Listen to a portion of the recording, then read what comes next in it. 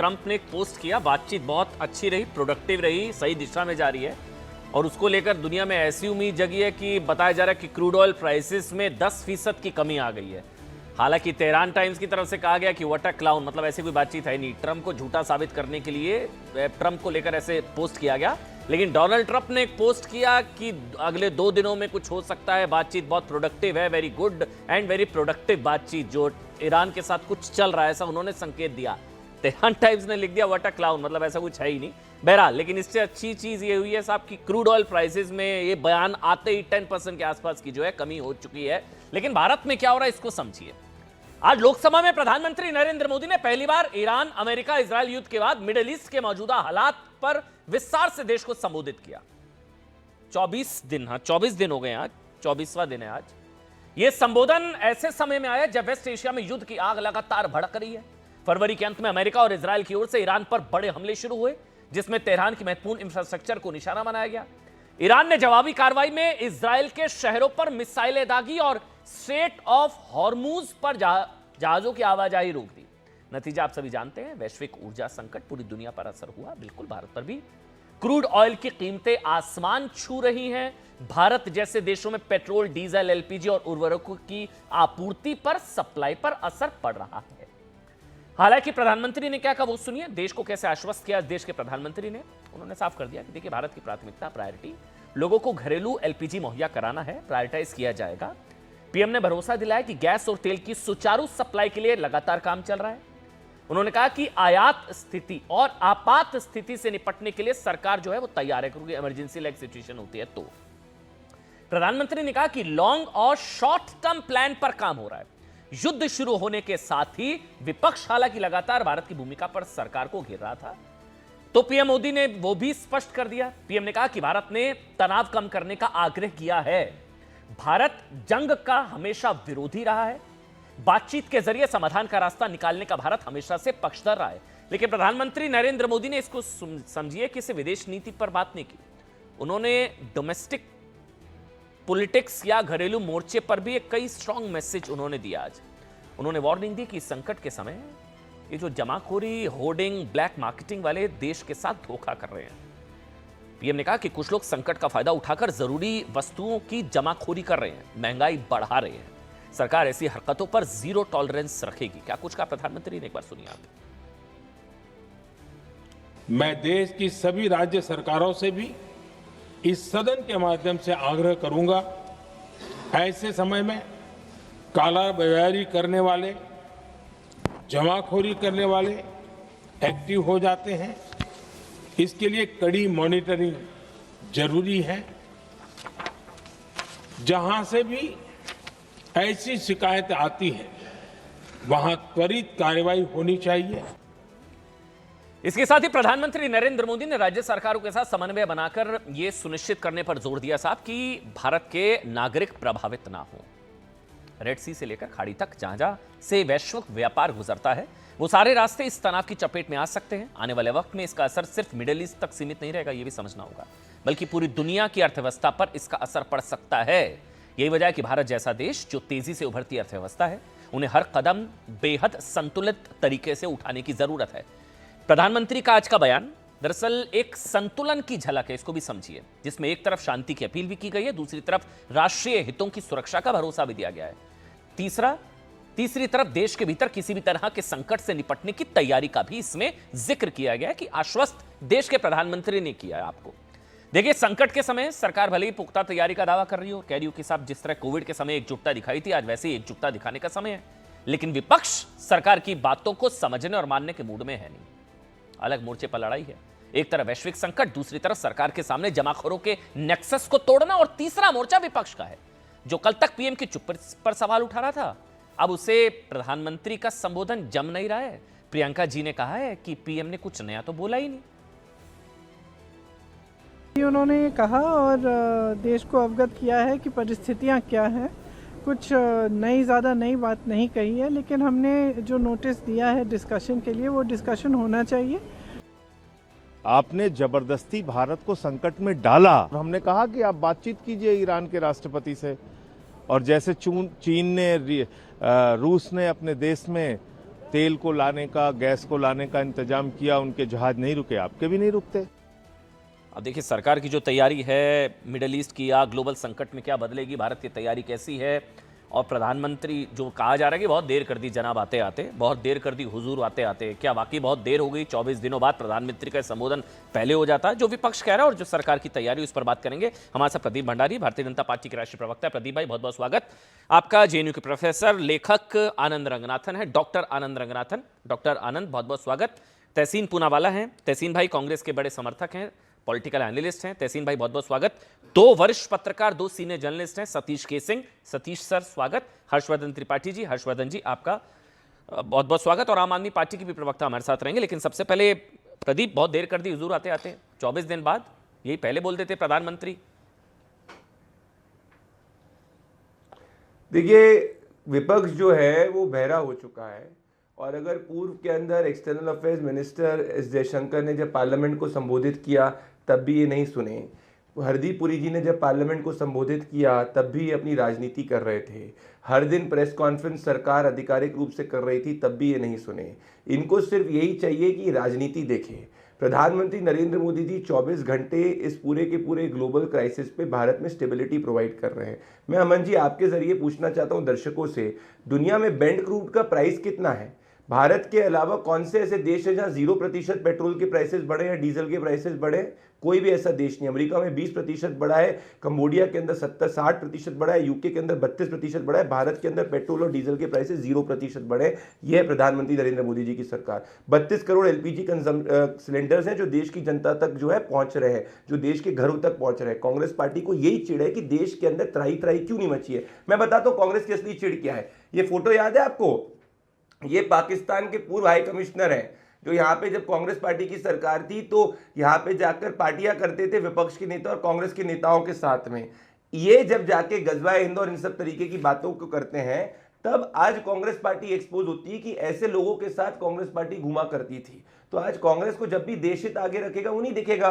वो तो कोरोना काल में भी ये कहते थे कि भारत जो है वो पीछे हो जाएगा, परंतु सच्चाई क्या निकली कि भारत ने 100 करोड़ से ज्यादा वैक्सीन के डोजेस लगाए। तो आज ना एलपीजी की दिक्कत है, आज लॉन्ग टर्म सोल्यूशन पे हम काम कर रहे हैं। एक छोटा उदाहरण देता हूं, इलेक्ट्रिफिकेशन ऑफ पूरे की पूरे रेलवे लाइन से हम 100 करोड़ लीटर डीजल बचा चुके हैं। ये प्रधानमंत्री नरेंद्र मोदी जी की सरकार है। आज स्टेट ऑफ हॉर्मुज से आखिरी चैनल ने ब्रेक करी, ये प्रधानमंत्री ने बताया। प्रदीप भाई ये सब प्रधानमंत्री ने बताया आज जैसी देश की तैयारी है, बस उनका आपने कहा 24 घंटे प्रधानमंत्री इस मिशन मोड पर काम कर रहे हैं, 24 घंटे काम कर रहे हैं। विपक्ष पूछ रहा है 24 दिन बाद क्यों बोला, 24 दिन क्यों लग गए? इसका जवाब कि आप बोल रहे पहले जरूरत नहीं थी, पहले सरकार की तरफ से बोला जा रहा था, वो जवाब हो सकता है।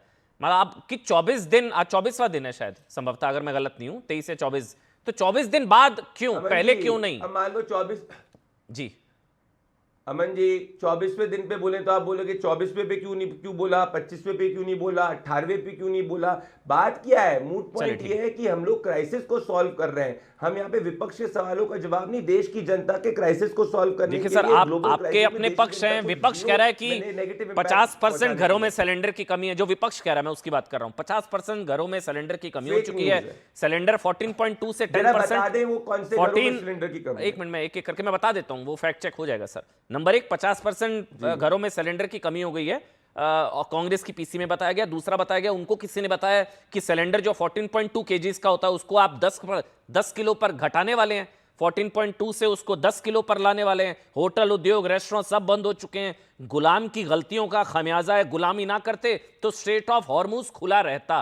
तहसीन पूनावाला, पहले अब आप जवाब दे दीजिए कि प्रधानमंत्री ने जो बोला, क्या आपको लगता है कि प्रधानमंत्री 10 सेकंड का जवाब दे? अच्छा बोलिए, 10 सेकंड बोल लीजिए, बोलिए 10 सेकंड, बोलिए 1 मिनट। हाँ ठीक है, कोई तहसीन नहीं। आपको राहुल गांधी की फोटो, राहुल गांधी और गांधी वाड्रा परिवार की फोटो याद है? क्वालिटी रेस्टोरेंट में कनॉट प्लेस में खाना खाने गए थे वो लोग और उन्होंने डाला था वो रेस्टोरेंट है क्वालिटी। मैं कहना चाहता हूं आज ही शाम को चले जाओ उस रेस्टोरेंट के अंदर। कांग्रेसी कह रहे हैं ना कि हर रेस्टोरेंट देश का बंद है, कांग्रेसी तो झूठ फैलाने की दुकान बन चुके हैं। ये देखिए उठा के 2011 की पोस्ट डाली थी, उस पर भी अभी तक माफी नहीं मांगी। तो मैं निमंत्रण करना चाहता हूं तहसीन पुनेवाला को, चले जाओ जरा अपने घर के। मैं कह रहा हूं एक काम करते हैं, फैक्ट्स पर बात हो जाएगी तो तहसीन बता देंगे। तहसीन, सीधा सा सवाल ये है, अच्छा आम आदमी पार्टी से भी अब हमारे साथ जो मेहमान हैं वो जुड़ चुके हैं, अनमोल जी हैं। अनमोल भाई बहुत बहुत स्वागत आपका। लेकिन पहले तहसीन, आपको लगता है प्रधानमंत्री के संबोधन के बाद संभवतः अब सियासत थमेगी, और जैसा प्रधानमंत्री ने अपील की साहब कि जैसे कोविड के समय हम सब एकजुट थे, ये वही संकट का समय एकजुट होने की जरूरत है। हो जाए, होती रहेगी पॉलिटिक्स, बाद में भी होती रहेगी, नहीं तहसीन भाई? अमन जी, सबसे पहले थैंक यू सो मच, आपके साथ शो में शिरकत करने का मौका मिला। और अव्वल तो मैं खुश हूं कि आदरणीय प्रधानमंत्री ने आज लोकसभा को संबोधित करते लोकसभा के माध्यम से देश को संबोधित किया, उनके लिए साधुवाद है। लोकसभा और राज्यसभा माध्यम है जिसके माध्यम से वो देश को संबोधित उनको करना चाहिए। हालांकि मैं इस चीज से ज्यादा खुश होता अगर डिस्कशन होता। प्रधानमंत्री जी केवल मन की बात नहीं, हम डिस्कशन के माध्यम से काम की बात करते। आदरणीय प्रधानमंत्री जी ने 2 या 3 चीज बताई, मैं उसके तथ्यों में जाकर फिर उसके बाद आगे की बात में जवाब दे देता हूं। आदरणीय प्रधानमंत्री जी ने कहा कि हमारे पास स्ट्रेटेजिक रिजर्व्स है क्रूड ऑयल के 5.3 मिलियन मेट्रिक टन के हमारे पास स्ट्रेटेजिक पेट्रोलियम रिजर्व्स है। जो आदरणीय प्रधानमंत्री कहना भूल गए, मुझे सब लोग फैक्ट चेक करना, कि जो हमारा स्ट्रेटेजिक रिजर्व्स का एसपीवी बना था, ISPRL, ये बना था 16 जून 2004 में मनमोहन सिंह जी ने। 2015 के इसका कमीशन था जब आदरणीय प्रधानमंत्री ने 15, 16, 17, 18 में इसको इनॉग्रेट किया। उसके बाद नया कुछ नहीं बना है। जो फेज 2 है वो बियॉन्ड टाइम चल रहा है, बहुत डिले रे, जिसका जिक्र आदरणीय प्रधानमंत्री ने किया। इसका क्रेडिट प्रधानमंत्री जी को नहीं जाता। दूसरी चीज, फिर तथ्यों पे एलपीजी की बात, प्रधानमंत्री ने हालांकि वो आंकड़े नहीं दिए। जब मनमोहन सिंह जी प्रधानमंत्री बना रहे, हमारा local LPG production 2.1 million ton था प्रति साल। वो बढ़ के मनमोहन सिंह जी का कार्यकाल खत्म हुआ 10 मिलियन टन पर ईयर, और आज है 13 मिलियन टन प्रति ईयर। इन्होंने कितना बढ़ा, मनमोहन सिंह जी ने कितना बढ़ा, ये बता दे। ये इसलिए बता रहे क्योंकि जब प्रधानमंत्री जी आत्मनिर्भरता की बात करते हैं, जो ग्रोथ होना चाहिए था वो इस कार्य में नहीं हुआ, वो मनमोहन सिंह जी के कार्य में हुआ। वरना आज भी हमारा 90% जो एलपीजी है वो स्ट्रेट ऑफ हॉर्मुज से आता है। आदरणीय प्रधानमंत्री जी ने कहा हम अभी 41 देशों से बात करें, ये बात का साधुवाद है, लेकिन कर रहे हैं।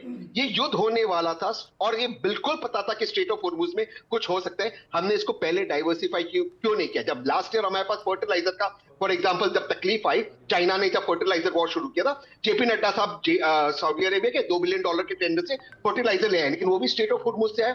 तो आपने ये प्लानिंग क्यों नहीं की? इसका अगर आप साधुवाद प्रधानमंत्री को जाना चाहिए कि 24 घंटा वो काम करे, तो हरदीप पुरी भी जिम्मेदार है इस परेशानी के लिए। लास्ट चीज में मैं आगे की डिटेल में जाऊंगा। प्रदीप भाई ने कहा ये रेस्टोरेंट खुल रहा है, वो रेस्टोरेंट खुल रहा है। अमन भाई प्लीज न्यूज 18 के आप जर्नलिस्ट को भेज देना, बहुत सारे रेस्टोरेंट्स को दिक्कत हो रही है। हम रेस्टोरेंट्स उद्योग को हम रन डाउन ना करें, इनके माध्यम से देश चलता है, इनके माध्यम से सर्विस इंडस्ट्री चलती है, टैक्स मिलता है और गरीब लोगों को काम मिलता है। आप ठीक है, आप डोमेस्टिक की बात करें, आप हमारे उद्योगों को रन डाउन मत कीजिए। आपका कर्तव्य है सबको एलपीजी पहुंचाना। डोंट मेक इट जो कि आप क्वालिटी चली जाए या चलिए। अमन भाई आप मेरे साथ आइए, कितने सारे होटल्स हैं जिसमें बुफे बंद हो गए, कितने सारे होटल्स हैं जो अपना लंच के बुफे अन्य सर्विसेज बंद हो एक गई। चीज है, मैं तहसीन हम बहुत ये मतलब ये जिस लेवल का क्राइसिस है, मैं आज को डिटेल्स पढ़ रहा था, उसमें बताया कि पूरी दुनिया के देश अपने स्तर पर तैयारियां कर रहे हैं, वहां पर क्रिटिकल सेक्टर्स को प्रायोरिटाइज किया जा रहा है, एनर्जी कंजर्वेशन को लेकर प्लान्स जो हैं वो किए जा रहे हैं, एक्स्ट्रा ऑर्डिनरी स्टेप्स उठाए जा रहे हैं, public holidays, work from home, fuel rationing, industrial shutdown हर देश में हो रहा है। जो स्टेट ऑफ हॉर्मुज में हो रहा है वो उसमें कोई भारत का तो कंट्रोल है नहीं कि हम अब जो कांग्रेस की तरफ से पीसी में बताया जा रहा है कि हमने पहले जो है गुलामी ना करते तो स्टेट ऑफ हॉर्मुज खुला रहता, ये तो सबसे वाहियात तर्क हुआ नहीं, ये सबसे वाहियात तर्क हुआ नहीं हुआ।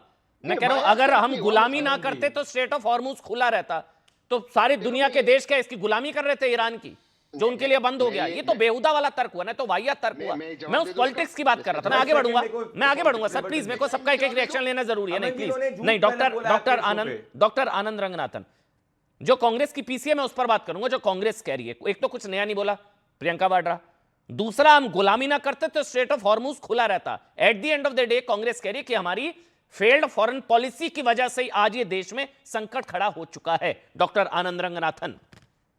नमस्कार अमन जी, और मेरे फेलो पैनलिस्ट को भी नमस्कार, और आपके करोड़ों व्यूअर्स को नमस्कार।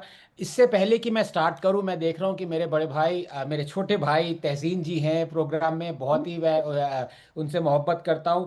मैं जो कुछ बोलना चाहता हूं उससे पहले उनसे बस आपकी परमिशन से एक सेंटेंस में येस और नो बोलना चाहता हूं। जो आज तहसीन जी ने खुद कहा, सराहना करी मोदी जी ने जो बोला, तो तहसीन जी आप ये समझते हैं कि जो आज जो प्राइम मिनिस्टर ने आश्वासन दिया, जो आंकड़े रखे, उसके बाद कोई पैनिक फैलाने की कोई उम्मीद है या नहीं?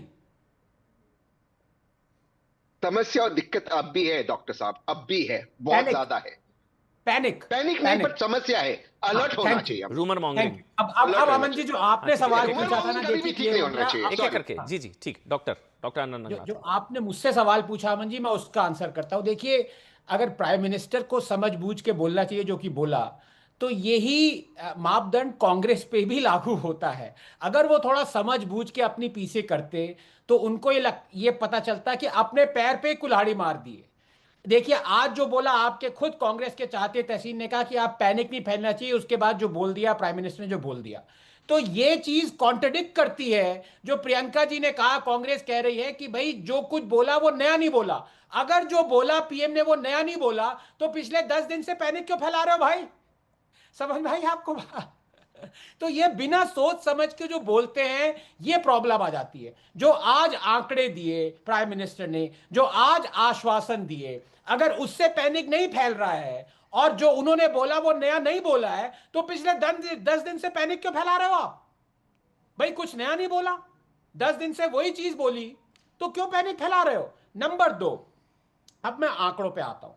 देखिए, प्राइम मिनिस्टर ने खुद बताया आपको ऑयल के स्ट्रेटेजिक रिजर्व, बिल्कुल ठीक है। जो आईईए कह रही है, उन्हें कहा कि 90 डेज के आपकी स्टोरेज कैपेसिटी और स्ट्रेटेजिक रिजर्व होना चाहिए। हमारे पास 74-76 डेज का है, जो कि ठीक है, वहां तक हम पहुंचे नहीं है, 90 दिन तक नहीं पहुंचे हैं, लेकिन 74 डेज भी बहुत बड़ा होता है। वॉर लाइक सिचुएशन में आपके पास अगर 1 महीने के भी रिजर्व हो, वो भी काफी है अमन जी। नंबर 2, क्या ये, और दूसरी बात देखिए, हर चीज पे मोदी डिरेंजमेंट सिंड्रोम क्या करता है कि जो भी चीज कहे उसको बस नकार दो।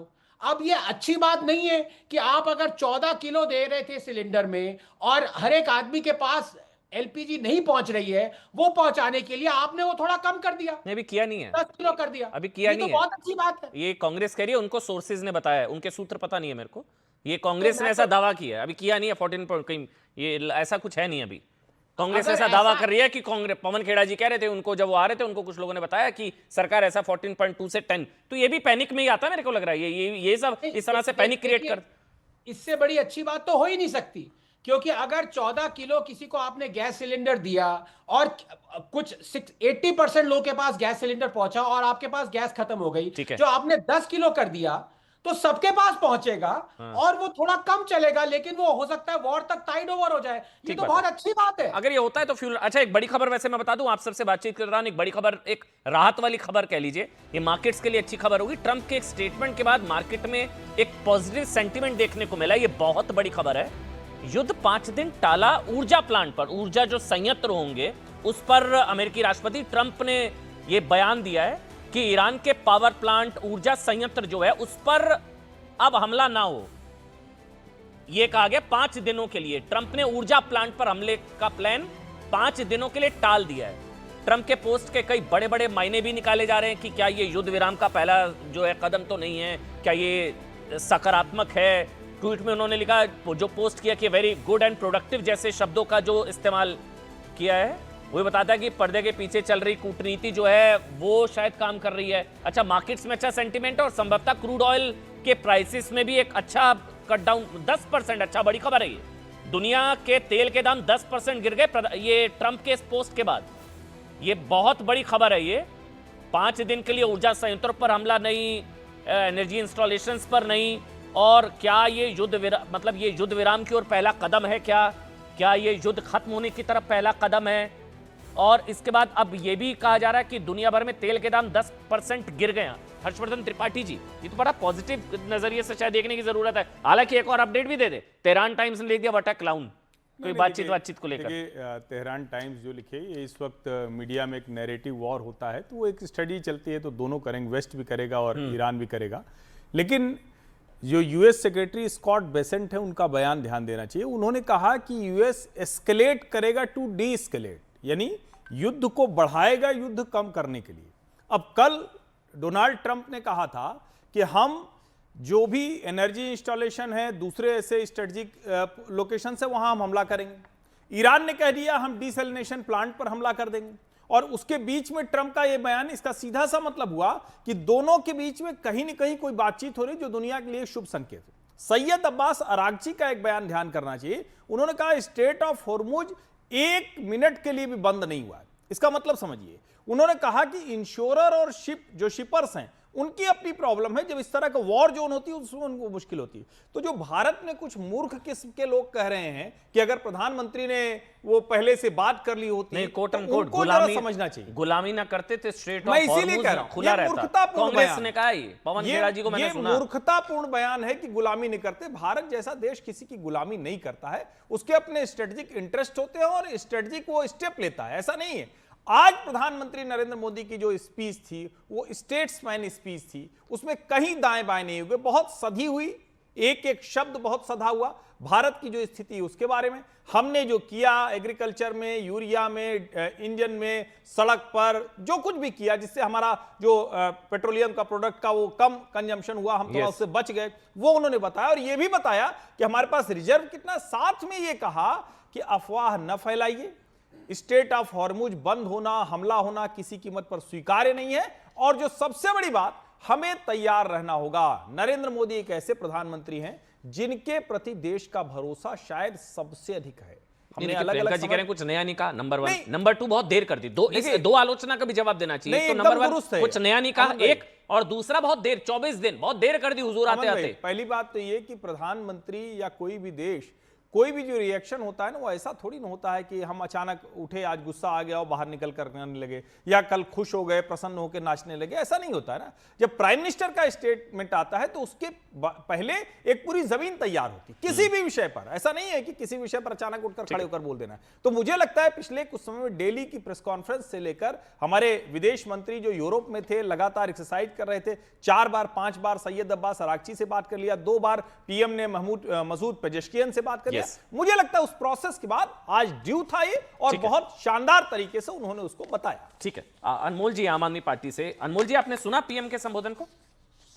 जी नमस्कार अमन जी नमस्कार। सुना आपने सर पीएम के संबोधन को? क्योंकि आम आदमी पार्टी बहुत ज्यादा सवाल उठा रही थी, तो मैं, आपने सुना होगा, सुना आपने?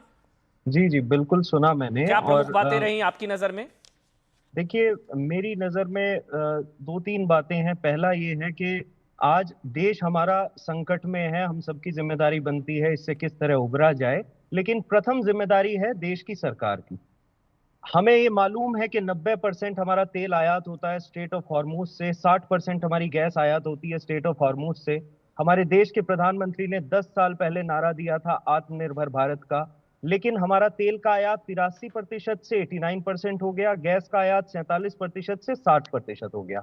दूसरा, जब हमारी सरकार को इस बात की जानकारी थी कि उज्ज्वला योजना के तहत हमारे 33 करोड़ जो हैं उपभोक्ता हैं आज एलपीजी के, तो फिर प्रोडक्शन और सप्लाई चेन में क्यों सुधार नहीं किया गया? आज हमें निर्भर होना पड़ रहा है ईरान के ऊपर, जिससे हमने अपने संबंध बिगाड़ लिए। हम इजराइल की तरफ जाके खड़े हो गए, हम अमेरिका की तरफ जाके खड़े हो गए। और अभी हर्षवर्धन जी ने कहा कि भारत जो है किसी की गुलामी नहीं करता। मैं हर्षवर्धन जी से पूछना चाहता हूं, भाई आप कह रहे हैं कि मोदी जी किसी की गुलामी नहीं करते, तो ऑपरेशन सिंदूर के दौरान सीज फायर जो है वो क्यों कबूला? क्यों कॉटन से इंपोर्ट ड्यूटी हटाई जिससे गुजरात और महाराष्ट्र के किसानों को नुकसान हुआ? क्यों ऐसी इंडो यूएस ट्रेड डील करी? अनमोल जी ये सब हो चुका है। मैं दरअसल मैंने सवाल, अनमोल भाई, मैंने सवाल इसलिए पूछा अनमोल भाई, मैं आपके प्रधानमंत्री के संबोधन की 2 बड़ी बातें जो आपको अच्छी नहीं लगी, प्रधानमंत्री के संबोधन की 2 बड़ी बातें। पहली हमें ये अच्छी नहीं लगी, उन्होंने कहा कि जी आप तैयार रहिए, कोविड जैसा दौर आने वाला है। इनका कोई भरोसा नहीं है तो कह देंगे जी ताली बजाने लगो, थाली बजाने लगो, भाइयों बहनों खाना खाना बंद कर दो, पानी पीने लगो, हवा खाने लगो, देश के लिए बलिदान दे दो। विरोध के नाम पर विरोध नहीं ना, वो तो उन्होंने बोला कोविड जैसी एकजुटता दिखाने का समय है, ये उनकी तरफ से कहा गया। सवाल मत उठाओ। एक बड़ी खबर आपको बता दें, ट्रंप के बयान पर ईरानी मीडिया का जवाब है, ट्रंप फिर झुक गए। अच्छा देखिए, बड़ी खबर है, ट्रंप, ईरान की मीडिया की तरफ से कहा जा रहा है कि ट्रंप जो है वो फिर झुक गए और हमले के लिए समय चाहते हैं ट्रंप, ईरानी मीडिया की तरफ से कहा जा रहा है। बहरहाल बोलिए आप, पहले सतीश के सिंह का एक जवाब, फिर मैं डॉक्टर आनंद रंगनाथन और हर्षवर्धन त्रिपाठी जी आपके पास आऊंगा। बताइए सतीश जी, पीएम ने कुछ नया नहीं कहा, नंबर 1, और बहुत देर कर दी हुजूर आते आते। फिर प्रदीप भाई आ रहा हूं। हाँ देखिए, 12 साल में यह पहली बार है कि भारतीय जनता पार्टी एनडीए की सरकार के मुखिया ने किसी समस्या को बड़ी समस्या माना है। सच से सामना का आज दिन था। पहली बार ना इवन कोविड में ऐसी बात नहीं कही गई थी जो कि आज प्रधानमंत्री ने कहा अप्रत्याशित है, ये लंबा चलने वाला है और ये जो गंदी गर्मी आ रही है वो और मतलब संकट बढ़ रहा है। तो ये पहली स्वीकारोक्ति है नंबर 1। नंबर 2, जो उन्होंने कहा उसके हम खिलाफ क्यों होंगे भाई? उन्होंने आश्वासन दिया और उन्होंने देश को तैयार रहने के लिए कहा, सबको मिलकर सपोर्ट भी करना चाहिए, ये भी मानता हूं। लेकिन यही काम एक 13वीं पर उन्होंने किया जब ईरान से संपर्क खुद साधा या उन लोगों ने साधा, और 24वीं पर लगता है आज देश के सामने। अगर ये पहले आते, मैंने तो कहा था मीडिया में कि पहले आते तो ये शायद पैनिक नहीं फैलता, ये नहीं फैलता, क्योंकि भाई प्रधानमंत्री मोदी के सामने तो पूरा जो देश का आभा मंडल है, एनडीए का आभा मंडल और बीजेपी का तो आभा मंडल, कैबिनेट में कौन है क्या है पता नहीं, देश का भी तो भाई आते हो सामने तो उनका लोग सुनता। ठीक है, तो इससे दिक्कत हो रही है। आपको लगता है पीएम पहले आते तो ऑपोजिशन का दो बात और कहूंगा जी। आप पूछ रहे थे दूसरे से कि आपको उसमें क्या नहीं समझ में आया, क्या और बोलना चाहिए था। प्रधानमंत्री ने 3 चीज नहीं बोली और तीनों चीज में एक का थोड़ा संकेत जरूर दिया। आज रूसी तेल के ऊपर और ट्रंप के अमेरिकी डील पर कुछ बोलते तो मैं पहला आदमी होता स्वागत करने वाला। कैसे क्या ट्रंप के साथ हम डील कहेंगे रूस से तेल लेते रहेंगे, लाइसेंस अमेरिका से नहीं चाहिए, और बदली हुई परिस्थितियों में अमेरिका का जो ट्रंप डील है, एक तरफा डील है, उसको हम खारिज करते हैं। नहीं सर, वो तो हम ले ही रहे हैं ना रूस से, तो ले रहे हैं ना लाइसेंस के बाद ना, तो हम तो ले ही रहे हैं, हमने बंद ही नहीं किया सर अभी। अरे आधा हो गया था पहले, अभी इधर बढ़ा दिया है भाई। अच्छा ठीक है, आज कहना चाहिए था कि हम लगातार लेते रहेंगे, हम नहीं ट्रंप की परवाह करते। जब ईरान नहीं परवाह कर सकता, भारत तो बहुत ताकतवर है। सर आप बहुत सीनियर, आपको लगता है कि ये फ्लोर ऑफ द हाउस एक देश का प्रधानमंत्री ये कह सकता है हम ट्रंप की परवाह नहीं करते? ये बात कहनी चाहिए। बिल्कुल कह सकता है, पहले के प्रधानमंत्रियों ने कहा है कि हम ट्रंप की परवाह नहीं करते, ये आपको कहना चाहिए था। बिल्कुल नहीं, आज का वक्त है उसको कहने का कि तू सच में जोकर है। आपको लगता है कि एक फ्लोर ऑफ द हाउस से प्राइम मिनिस्टर को ट्रंप को जोकर कहना चाहिए था? अरे भाई आप जब संसद में कह रहे हैं सर, मेरे को नहीं पता था डिप्लोमेसी ऐसे होती है, मैं सीख रहा हूं, मैं समझ रहा हूं। ठीक है, अब डॉक्टर आनंद रंगनाथन और हर्षवर्धन त्रिपाठी, पहले हर्षवर्धन जी, फिर डॉक्टर आनंद 30 सेकंड, पहले हर्षवर्धन जी। बहुत जरूरी है, मैं ये लाइन सुन के मतलब मुझे लग रहा है कि क्या गया है देश को। मोदी पर सवाल करने में ये कह रहे हैं कि ईरान जैसे हम क्यों नहीं हो जाते, और कितना उत्तेजित होकर सतीश जी बोल रहे हैं। अरे थोड़ा तो सोचिए सर, ईरान में बच्चों को खाने के लिए नहीं है, ईरान में बिल्डिंगें ध्वस्त है, तबाही हो गई है। ईरान चाहे जो कहे कि हम बड़े बहादुर हैं, फतेह हाल हो चुका है, और आप कह रहे ईरान जैसा हो जाए। अरे उसने उस ईरान पर जिसपे दुनिया में सैंक्शन हो गया, अमेरिका और इजराइल कमाल कर रहे हैं। कपड़े फट जाए, नंगे होकर घूमे, बच्चे खाने न रहे, महिलाओं के लिए जगह न रहे, लोग नीचे घुस घुस कर कहां जीवन अपना बचा रहे, वहां के मंत्रियों को टारगेट पर ले लिया। आप कह रहे ईरान जैसा हो जाए? सर बोलने से पहले कुछ सोचा तो करिए। सर बोलने से पहले सोचा तो करिए। मुंह से तो निकलना चाहिए, आप कुछ भी बोल देते। और दूसरा कुछ भी बोल देते हैं जो आप बार-बार ये जो आप बार-बार मैं अपने देश की सरकार को कमजोर नहीं कहना चाहता। सर आपके तो मैं अगर आप बोलेंगे तो मैं बोल दूंगा। आपके बीच में नहीं बोला। एक-एक करके भारत की सरकार को 2 तरह से ही देखा जा सकता है। भारत में जनजीवन कैसा है? शानदार है। हमारी जो मुश्किलें आने वाली उसको सरकार जानती है, उस पर काम कर रही। दुनिया कैसे देख रही? दुनिया को लगता है वेल मैनेज्ड है, दुनिया के किसी हिस्से से बेहतर तरीके से मैनेज कर रहे हैं। कुछ लोगों को बुरा लग रहा है, अब उनको कमजोर सरकार लग रही है, एक विपक्ष को लग रही है और दूसरा कुछ लोग जो माहौल बनाते हैं। एक जरूरी आंकड़ा दे दूं जो अभी तहसीन पूनावाला ने कहा, 2004 में 7-8 मिलियन टन जो उत्पादन था, 2014 में 10-11 मिलियन टन और 2025 में 13-14 मिलियन टन। सर कहां से आंकड़ा लाके आप देते हैं? और गैस का 15 मिलियन टन का था, 31 मिलियन टन हो गया। उसके बाद करें परसेंटेज में जोड़ो, एब्सोल्यूट और परसेंटेज का मतलब नहीं पता। डिबेट में आ जाते हैं। तहसीन और प्रदीप आप एब्सोल्यूट दोनों और के पास परसेंटेज का मतलब नहीं पता। मुझे 40 सेकंड दे दीजिए, 40 सेकंड। तहसीन और प्रदीप आप दोनों, लेकिन पहले डॉक्टर आनंद रंगनाथन। ये अभी सतीश जी ने भी बोला 2 चीजें, आराम से एक-एक करके। डॉक्टर आनंद रंगनाथन, सवाल ये, सतीश जी भी कह रहे हैं, सीनियर जर्नलिस्ट है, वो कह रहे हैं पीएम को पहले बोलना चाहिए था, बहुत देर कर दी। पहले बोलते तो ये सिचुएशन नहीं होती, नंबर 1। नंबर 2, सिचुएशन वाकई खराब है, ईरान बेहतर है, ईरान जैसा बनने की जरूरत है। बताइए आप डॉक्टर आनंद रंगनाथन। जी मैं सतीश जी पे अभी आता हूं, लेकिन हाँ सतीश जी नमस्कार। मैं देखिए सतीश जी बहुत सम्मान है आपका, ऐसा मत बोलिए आप ईरान जैसा बनने की जरूरत है। नहीं आप फिर बोलिएगा तो फिर मैं लहर जाऊंगा। मैं हाथ जोड़ रहा हूं क्योंकि ईरान जैसा दिलेरी दिखाना चाहिए, उसके जैसा जज्बा दिखाना चाहिए। ट्रंप के सामने खड़ा होने का आपको लगता है कि भारत को ईरान से सीखने की जरूरत है? ये आपको ये लगता है? आप सतीश जी, आपको पता है ना आप क्या बोल रहे हैं? बिल्कुल। भारत को ईरान से सीखने की जरूरत है। बिल्कुल, उसके ताकत और जज्बे को तो सलाम करना ही पड़ेगा। क्यों ईरान के ताकत और जज्बे को सलाम। सतीश के सिंह, ठीक है सर, कह रहा हूं, ठीक है सर, कह रहा हूं। मैं तो सर आपसे बहस कर ही नहीं रहा हूं, आप तो सीनियर है, मैं तो सीख रहा हूं आपसे, मुझे नहीं पता था ये सब। अरे आपको सीखने की जरूरत नहीं है सर, बड़ी चीज है। अपना जो सीखे हुए, देखिए मेरे जो दर्शक हैं वो ना सीखे, मैं सीख रहा हूं, वो ना सीखे जो सतीश जी कह रहे हैं। डॉक्टर आनंद रंगनाथन, अब आप बोलिए, सबका ऑडियो बंद, एक एक करके please. Doctor Anand Ranganathan, PCR, सबका ऑडियो बंद, 40 सेकेंड्स। सतीश जी की जो उन्होंने बोला, मैं उस पर अभी आता हूं, लेकिन पहले जो फेक न्यूज़ फैलाई गई है, अनमोल जी ने, मेरे मित्र हैं, उनको दो फेक न्यूज़ को मैं परे कर दूं। एक तो प्रधानमंत्री जी ने बिल्कुल नहीं कहा कि जो कोविड पे समय था वो आने वाला है, तो प्लीज पता नहीं इन्होंने किस प्रधानमंत्री की वक्तव्य सुन लिया। दूसरा, हमारा ऑयल 90% हॉर्मुज से नहीं आता है, 50% एटमोस्ट आता है, बाकी सारा और जगह से आता है, सुएज से भी आता है, रशियन ऑयल है, अदर सोर्स से। तो ये भी फेक न्यूज़ फैला दी इन्होंने, पैनिक करवाना चाहते हैं बेसिकली। अब मैं सतीश जी पे आता हूं। देखिए सतीश जी की एक बात से मैं वाकिफ रखता हूं, और आपके प्रोग्राम पे भी कह रखा है कि यस, प्राइम मिनिस्टर को पहले आना चाहिए था। मैं ये भी कह चुका हूं कि प्राइम मिनिस्टर को लीडर ऑफ द ऑपोजिशन के साथ एक प्रेस कॉन्फ्रेंस देनी चाहिए थी। उससे जो ऑपोजिशन पैनिक फैला रहा है वो नहीं फैला पाता, वो नहीं किया। लेकिन सतीश जी, आप ये दो चीजें क्या कह रहे हैं? एक जो आप कह रहे हैं कि रशियन ऑयल पे भी बोल देते, proof of the pudding is in the eating. हमने पिछले एक हफ्ते में 45% रशिया से ऑयल तेल खरीदने में बढ़ोतरी करी है।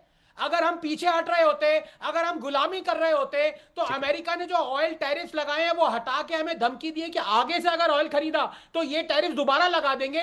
उस दौरान हमने 45% बढ़ाया है। हर रोज, हर एवरी डे हम 1 million barrels per day Russia से खरीद रहे हैं। ये होता है गुलामी करना। और दूसरी बात, देखिए आप जो कह रहे हैं ना कि ईरान जैसा बनना चाहिए, थोड़ा सोच समझ के बात करिए।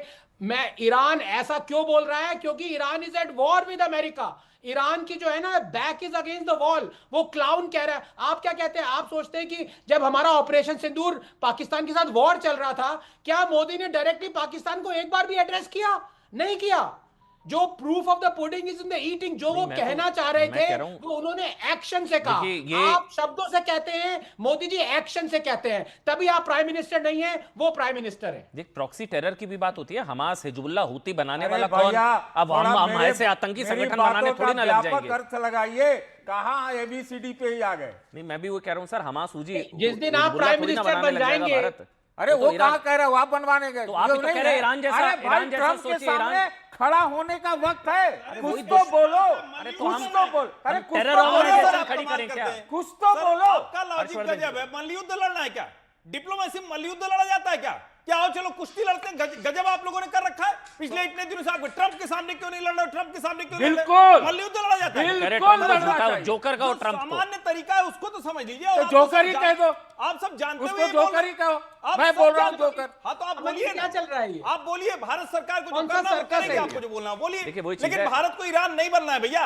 ईरान सिर्फ आतंकवादी पैदा कर रहा है। ईरान ने लोगों के मानवाधिकार हरण कर लिए। ईरान की वजह से ईरानी मर रहे हैं। पूरी दुनिया संकट में है। ईरान ने आतंकवादियों का, बिल्कुल आपने ठीक कहा, हिजबुल्लाह, हमास पीओके तक पहुंच गया था। पैदा की हमास तो कश्मीर पीओके तक पहुंच गया था। हमास, आपको अमेरिका से कुछ अचानक नाराजगी हो गई तो मैं नहीं जानता हूं, लेकिन उसके चक्कर में आप भारत को ईरान बना देना चाहते हैं। तहसीन और प्रदीप, तहसीन और प्रदीप जी, पहले प्रदीप भंडारी, पहले प्रदीप भंडारी, पहले प्रदीप भंडारी, पहले प्रदीप जी, सबका ऑडियो बंद, फिर तहसीन भाई आपके पास आऊंगा, अनमोल भाई आपके पास आऊंगा। पहले प्रदीप भंडारी। प्रदीप जी, देर कर दी मोदी जी ने सतीश के सिंह, और ईरान जैसा बनने की जरूरत है। वो कह रहे हैं ईरान जैसा, मतलब जैसे वो निपट रहा है इजराइल से और अमेरिका से, वैसे। और हम वैसा नहीं निपट पाए पाकिस्तान से, है ना सतीश के सिंह जी? नहीं, आप उधर मत, पाकिस्तान तो उधर ही जाऊंगा ना।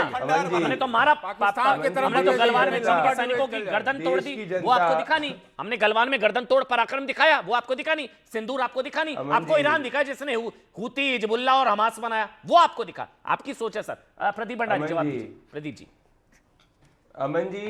अमन जी, ये सतीश के सिंह जी जैसे लोग इतने ज्यादा निराशवादी और देश विरोधी है कि ये कह रहे हैं कि भारत जो एक संवैधानिक राष्ट्र, जो चौथी सबसे बड़ी अर्थव्यवस्था है, उसको किसी दूसरे राष्ट्र जैसे बनना चाहिए, जो एक इस्लामिक राष्ट्र है जहाँ पे 45%, 50% महंगाई है, 50% महंगाई है, जहां पे उसके जैसा बनना चाहिए। ये दर्शाता है कि इनके अंदर एक किस तरीके की सोच है, ये देश विरोधी सोच है, देश की जनता के विरोधी सोच है। ये डाइजेस्ट नहीं कर पा रहे, जैसे हर्षवर्धन त्रिपाठी ने बोला कि भारत के आम आदमी में महंगाई क्यों नहीं बढ़ी इस वैश्विक युद्ध के कारण। ये देखना चाहते हैं सड़कों के ऊपर लोग सफर करें, जो होएगा नहीं क्योंकि मोदी जी की सरकार है। कांग्रेस की होती तो ऐसा होता। दूसरा, तहसीन पुणेवाला ने आपके शो पे एक झूठ बोला। हिंदुस्तान के strategic petroleum reserve zero operational थे 2014 के पहले। 2004 में इसको कमीशन किया गया था। 10 साल यूपीए की सरकार में एक भी ऑपरेशनल नहीं था स्ट्रेटेजिक पेट्रोलियम रिजर्व। यूरिया की ये बात करते हैं, यूरिया में 22 मिलियन मेट्रिक टन था 2014 के पहले, ये बढ़कर हम लोग सेकंड लार्जेस्ट प्रोड्यूसर बन चुके हैं।